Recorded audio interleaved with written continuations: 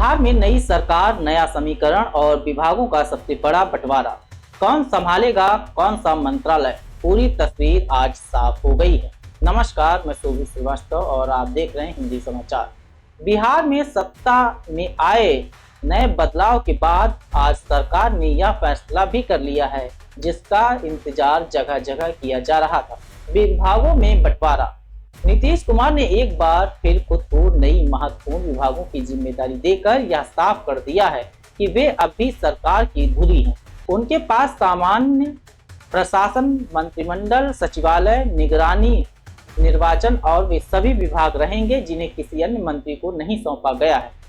लेकिन आज सबसे बड़ा चर्चा एक नए चेहरे की है, उपेंद्र कुशवाहा के बेटे दीपक प्रकाश। गुरुवार को शपथ लेने वाले कैबिनेट में दीपक प्रकाश की मौजूदगी इसलिए भी सुर्खियों में है क्योंकि वे ना तो विधायक हैं और ना ही एमएलसी। इसके बावजूद उन्हें सौंप दिया गया है पंचायती राज मंत्रालय का बड़ा दायित्व। बीजेपी के सम्राट चौधरी को मिला है गृह मंत्रालय, यानी वह विभाग जिसे लंबे समय तक नीतीश कुमार खुद संभालते रहे। यह बदलाव बिहार में राजनीतिक संदेश भी देता है और नई चाल भी। वहीं विजय कुमार सिन्हा को दिया गया है राजस्व एवं भूमि सुधार और खान एवं भूतत्व विभाग और जेडीयू के वरिष्ठ नेता विजय कुमार चौधरी को मिला है जल संसाधन, संसदीय कार्य, सूचना एवं जनसंपर्क विभाग और भवन निर्माण जैसे 4 अहम मंत्रालय। जेडीयू के दिग्गज नेता विजेंद्र यादव को 1 या 2 नहीं बल्कि पूरे 5 विभागों की जिम्मेदारी दी गई है। उनके पास होगा ऊर्जा, योजना एवं विकास, उत्पाद एवं निबंधन, वित्त, वाणिज्य कर। इतने महत्वपूर्ण मंत्रालय एक ही व्यक्ति को देना यह बताता है कि सरकार उनके अनुभव पर कितना भरोसा कर रही है। जेडीयू के श्रवण कुमार को ग्रामीण विकास और परिवहन विभागों की जिम्मेदारी दी गई है। बीजेपी नेता मंगल पांडे को स्वास्थ्य मंत्रालय की कमान बरकरार रखी है। साथ ही उन्हें विधि विभाग भी दिया गया है। दिलीप कुमार जायसवाल को उद्योग विभाग, अशोक चौधरी को ग्रामीण कार्य और लेसी सिंह को खाद्य एवं उपभोक्ता संरक्षण की जिम्मेदारी मिली है। बिहार की नई सरकार में विभागों का यह बंटवारा सिर्फ जिम्मेदारियों का वितरण नहीं बल्कि एक नया संदेश है। पुराने अनुभव एवं चेहरे और राजनीतिक समीकरणों का अद्भुत संतुलन। अब देखना यह होगा यह टीम मिलकर बिहार को कितनी तेजी से नई दिशा दे पाती है, क्योंकि जनता की उम्मीदें इस बार पहले से मुकाबले और ज्यादा बढ़ी हैं। इस बुलेटिन में बस इतना ही। बाकी अन्य तमाम खबरों के लिए बने रहिए हिंदी समाचार के बाद। धन्यवाद।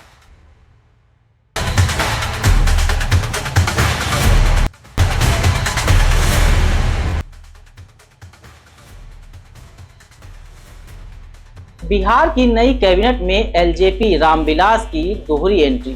संजय कुमार और संजय कुमार सिंह को अहम विभाग, मंत्री संजय सिंह ने जताई संभावनाएं। नमस्कार, मैं शोभित श्रीवास्तव और आप देख रहे हैं हिंदी समाचार।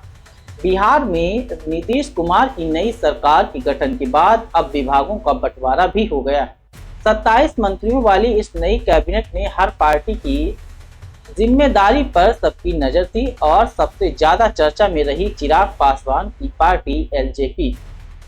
चिराग पासवान की पार्टी से 2 चेहरों को बड़ी जिम्मेदारियां मिली हैं, संजय कुमार और संजय कुमार सिंह। सरकार ने संजय कुमार को गन्ना उद्योग विभाग और संजय कुमार सिंह को लोक स्वास्थ्य अभियंत्रण विभाग यानी पीएचईडी की कमान सौंपी है। लेकिन असली बात सिर्फ विभाग मिलने की नहीं बल्कि उस संदेश की है जो इन नियुक्तियों के साथ बिहार की राजनीति में जा रहा है।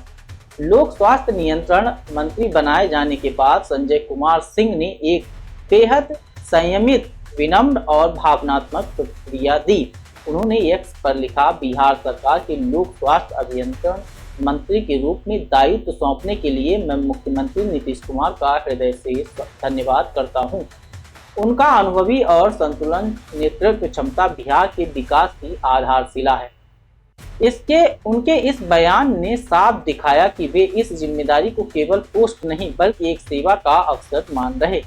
फिर उन्होंने अपने राजनीतिक संरक्षक एलजेपी राष्ट्रीय अध्यक्ष चिराग पासवान को विशेष धन्यवाद दिया। उन्होंने आगे लिखा, चिराग पासवान जी का स्नेह, मार्गदर्शन और मुझ पर किया गया विश्वास प्रेरणा का स्रोत है। यह जिम्मेदारी मेरे लिए सम्मान भी है और कर्तव्य भी।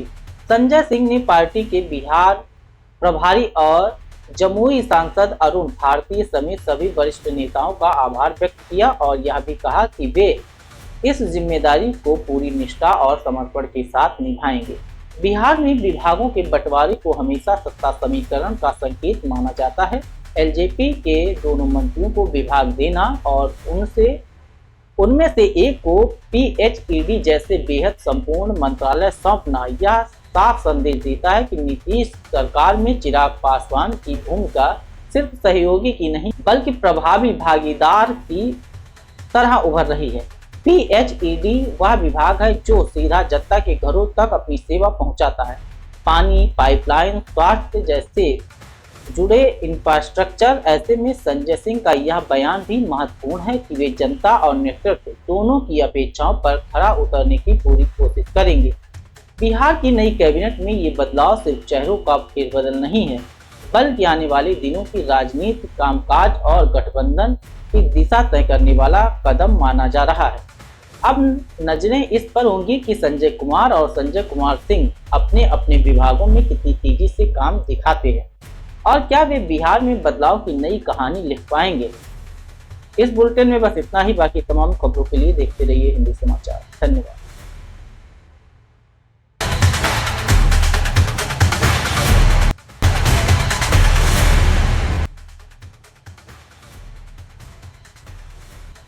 बिहार की राजनीति में बढ़ी हलचल। गृह विभाग बीजेपी को मिलने पर आरजेडी का बड़ा बयान। नमस्कार, आप देख रहे हैं हिंदी समाचार और मैं हूं आपके साथ शोभित श्रीवास्तव। जहां बिहार की नई एनडीए सरकार का पहला बड़ा फैसला ही सियासी तापमान बढ़ा गया है। बिहार में नई बनी एनडीए सरकार ने शुक्रवार को मंत्रियों के विभागों का आधिकारिक बंटवारा जारी किया है, लेकिन असली चर्चा जिस फैसले को लेकर है वह है गृह विभाग का बीजेपी के खाते में चला जाना। जी हां, वो गृह विभाग जिसे लगभग 20 सालों तक मुख्यमंत्री नीतीश कुमार ने खुद संभाला, आज वही महत्वपूर्ण विभाग बीजेपी नेता सम्राट चौधरी को सौंप दिया गया है। और बिहार की सियासत की नई कहानी। विभागों के बंटवारे के बाद आरजेडी ने सरकार पर सीधा हमला बोला है। आरजेडी प्रवक्ता एजाज अहमद ने कहा कि बीजेपी ने जो चक्रव्यूह रचा था वह आज पूरा हो गया है। उनका कहना है कि नीतीश कुमार इस सरकार का सिर्फ चेहरा है, वास्तविक नियंत्रण बीजेपी के हाथ में ही है और गृह विभाग का बीजेपी को मिलना इस बात का बड़ा संकेत है। एजाज अहमद ने यह भी कहा कि बीजेपी ने पहले ही ऐसी रणनीति बनाई थी कि नीतीश कुमार और जेडीयू की राजनीति पूरी तरह से इर्द गिर्द घूमती रहे बीजेपी के। आरजेडी का आरोप है कि बिहार की नई सरकार अब बीजेपी की नीति, विचार और दिशा पर चलेगी। अब बात करते हैं नई कैबिनेट की। एनडीए सरकार में इस बार नीतीश कुमार के साथ 26 मंत्रियों ने शपथ ली है। बीजेपी के जिसमें से 14 मंत्री हैं, जेडीयू के 8 मंत्री नीतीश कुमार को छोड़कर। एलजेपी के 2 और हम एचएएम व आरएलएम ने एक मंत्री शामिल किए गए हैं।